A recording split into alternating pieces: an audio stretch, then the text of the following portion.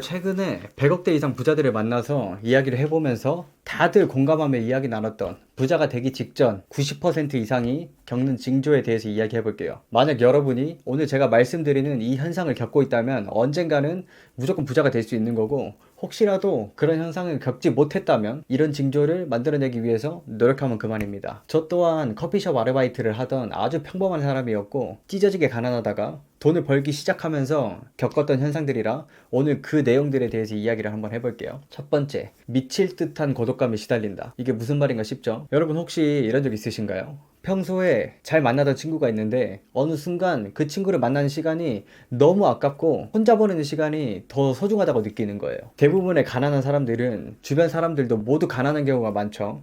그래서 뭔가 운이 조금씩 좋아지고 부자가 되기 직전에는 그 환경을 벗어나고 싶어하는 욕구가 많이 생겨요. 그 사람들을 만나봤자 어차피 뭐 다 안 된다 그래. 부정적인 이야기들밖에 안 하니까 다른 환경을 만들어 보기 위해서 무의식적으로 주변 사람들을 점점 더 멀리하고 혼자서 발전하는 시간이 많아진다는 거죠. 그래서 성공하는 사람들을 보면 공통적으로 혼자서 보내는 시간이 훨씬 많아지고 고독감을 많이 느꼈다고 합니다. 실제로 저도 사업에 망하고 방구석에 처박혀서 제가 한 선택들에 대해서 엄청 반성을 많이 했어요. 그리고 책을 사서 엄청 읽기 시작했죠. 부의 추월차선, 좋은 기업을 넘어 위대한 기업으로, 나는 4시간만 일한다, 뭐 이런 책들을 읽었었는데, 저는 그때 고독하게 혼자서 읽었던 이 책들이 제 무의식 속에 자리 잡아서 지금의 저를 만들 수 있었던 거라고 생각해요. 주변 환경이 저랑 비슷한 레벨이고 나 혼자만 더 높은 곳으로 가려고 할 때 주변 사람들과 보내는 시간이 너무 아까워지고 나보다 더 나은 사람들과 함께 해보고 싶다는 생각에 제가 훨씬 더 발전하는 시간을 가지는 고독감을 공통적으로 겪는 것 같아요. 이런 고독감을 겪는 사람이 기존에 있던 도움이 안 되는 사람들을 끊어내게 되고 부정적인 환경에서 결국 벗어나고 성공하게 됩니다. 내가 무언가를 하려고 할 때 주변에서 할 수 있다고 말해주는 사람과 어떻게 하면 더 성공할 수 있는지에 대해서 현실적으로 같이 고민해주고 함께 성장하는 환경으로 바뀌게 된다는 말이죠. 두 번째, 세상에 존재하는 사실들에 대해서 통달한다. 참, 이것도 무슨 말인가 싶죠. 성공한 사람들과 이야기를 해보면 그 사람들은 정말 신기하게 사람들을 엄청 잘 관찰하고 그 사람들이 앞으로 어떻게 행동할지를 예측하는데 정확도가 소름 끼치도록 엄청 높습니다. 왜 그럴까요? 사업에 망해보고 사람들에게 뒤통수를 맞아보고 여러 사람들을 겪고 나면서 그 사람들에 대한 데이터가 엄청 많이 쌓여서 그렇습니다. 사람을 잘 보게 되고 세상에 존재하는 대체적인 사실들에 대해서 알면 성공하는 방법에 대해 매우 쉽게 알게 돼요. 엄청 뛰어나게 좋은 능력을 가진 팬이 있다고 한번 해봅시다. 그러면 다른 팬들보다 훨씬 뛰어난 장점이 있으니 어떻게든 팔 수 있겠죠. 막 똥을 팔려고 하는 건 아니니까. 만약 여러분들에게 이 엄청나게 뛰어난 펜 1000개를 주고 1000개를 모두 다 팔아오세요 라고 한다면 어떻게 파실 건가요? 자, 우선 아는 사람들이라고 해봤자 100명 이내일 거고 900명에게 더 팔아야 되는데 이걸 어떻게 판매할 수 있죠? 세상에 대한 통찰력이 없다면 100개 이상을 파는 건 정말 힘듭니다. 100개를 아는 사람한테 어떻게든 팔아넘겼다고 쳐요. 그렇다고 해서 그 사람들이 그 펜에 대해서 좋다고 극찬하고 입소문을 낼 확률이 얼마나 될까요? 거의 없겠죠. 즉 사업이 지속될 가능성이 엄청 낮다는 이야기예요. 남은 900개의 펜을 길거리 사람들 붙잡고 야, 이 펜 진짜 좋은데 하나 사주세요 라고 말한다면 그 사람들이 살까요? 당연히 다단계나 도를 믿습니까?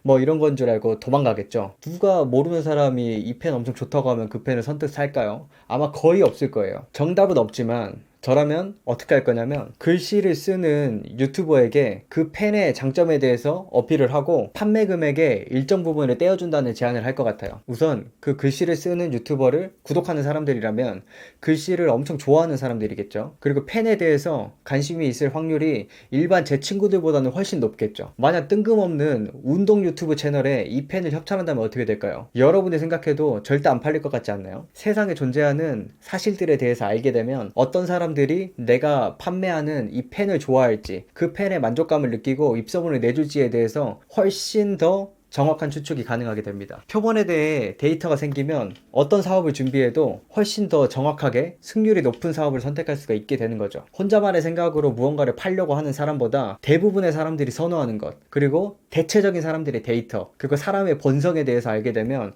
결정을 내리는데 보다 높은 확률을 내리는 이유, 근거들이 생겨나면서 훨씬 더 성공 확률이 높은 정확한 결정을 내릴 수가 있게 됩니다. 혹시라도 실패하지 않고 책 읽기만으로도 세상에 존재하는 사실들에 대한 것들, 사람의 본성에 대한 것들을 알고 싶으시다면 지능의 역설이라는 책과 생각에 관한 생각, 이라는 책을 한번 읽어보시는 걸 추천드려요. 세 번째, 모든 것을 내 책임으로 생각한다. 제가 가장 좋아하는 책인 마르쿠스 아우렐리우스의 명상록이라는 책에서 이런 말이 나옵니다. 내 주변에서 일어나는 모든 일은 모두 다 내 탓이다. 뭐 정확하게 이 문구였는지는 잘 기억이 안 나는데 저는 명상록에서 이 문구가 가장 기억에 많이 남았어요. 성공하는 사람들을 보면 절대로 남 탓을 안 하는 공통점이 있습니다.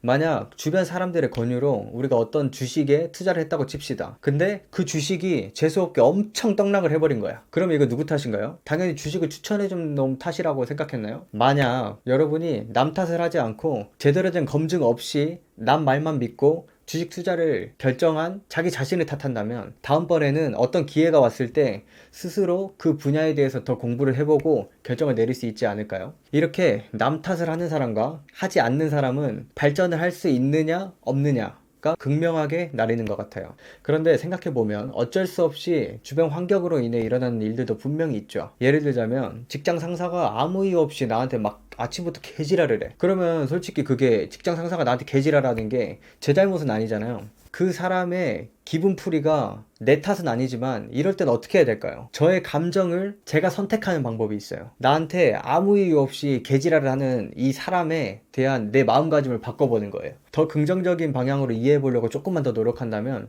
상사한테 아무 이유 없이 욕먹고 하루 종일 기분 나쁘게 사는 것보다 그래, 상사가 오늘 아침에 와이프랑 싸워서 기분이 안 좋았나 보다. 얼마나 안타까워. 그래, 내가 이해해주자. 나도 짜증나는 일이 있을 때 다른 사람한테 이렇게 대했던 적이 있었을 거야. 이런 식으로 자기 자신도 되돌아보고 반성도 해보고 상사를 이해해보려고 노력하고 좀 더 이 상황에 대해서 긍정적으로 생각한다면 오늘 남아있는 저의 하루는 훨씬 더 긍정적이고 행복하지 않을까요? 이렇게 주변 환경에서 어쩔 수 없이 일어나는 많은 일들이 있지만 그 환경을 겪는 제 기분은 제가 선택할 수가 있어요. 만약 주변 환경으로 인해서 스트레스가 너무 부정적이고 크다면 쓰레기통에 들어간 내 잘못이지 쓰레기통에서 냄새가 나는 게 너무 당연한 건데 그걸 탓하고 있으면 아무것도 바뀌는 게 없다는 거죠. 네 번째, 현재에 불만족한다. 이건 아주 상식적인 건데 월급을 200~300만 원 받으면서도 정말 행복하게 사는 사람이 있어요. 이런 사람들은 현재의 삶이 만족스러운데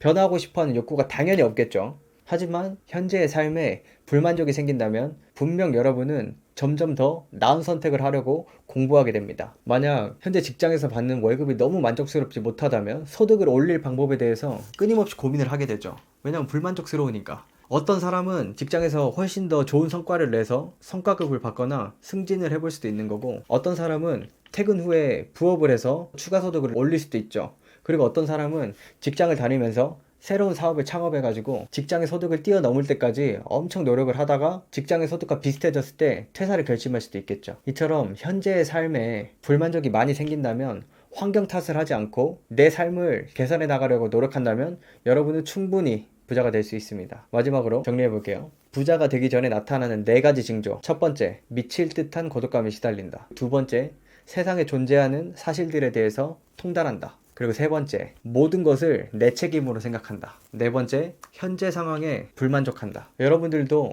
아마 이런 느낌들을 이미 한 번쯤은 느껴봤을 거예요. 이런 느낌이 든다면 여러분은 분명 남들보다 빠르게 성장할 수 있는 방법 중에 하나가 되지 않을까 생각합니다. 시청해주셔서 감사합니다.